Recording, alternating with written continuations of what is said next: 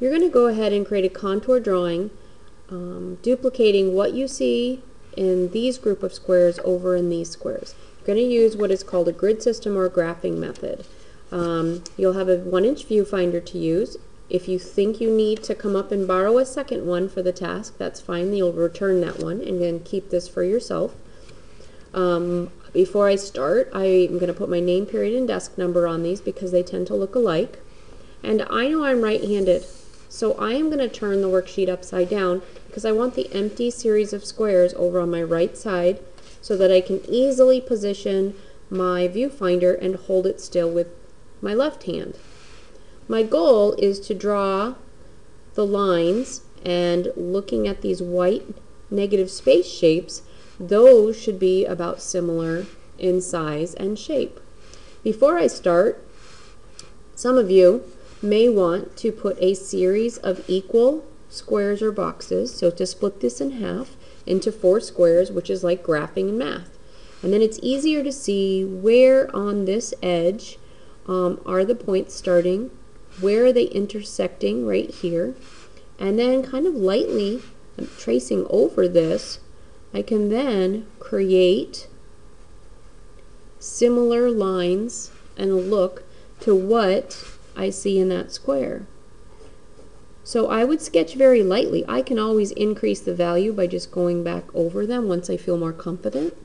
And then from this point to this point, and then if I look, this goes right off the edge at this square right here, right there in the center. So that seems similar to what is over printed out. And then I would move on to the next set of boxes, starting with really being very careful that these look like they're 4 equal squares. And then I can go through and continue the same process. Just looking at where those points are in relationship to the horizontal and vertical line.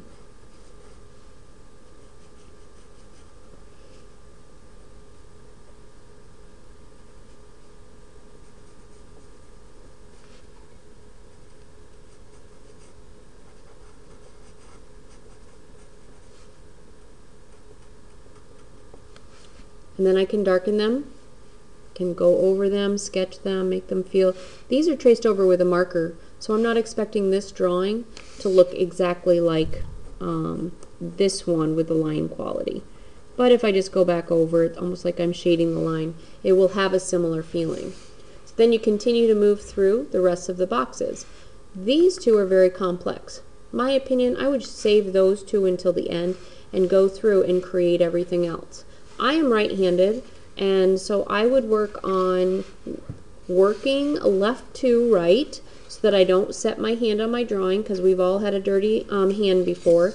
And then if you're left-handed, you would work and complete the right column or the right to left, like work on your rows from right to left this way, because that way you're also not setting and smudging your drawing. So those are just some pointers as you work through.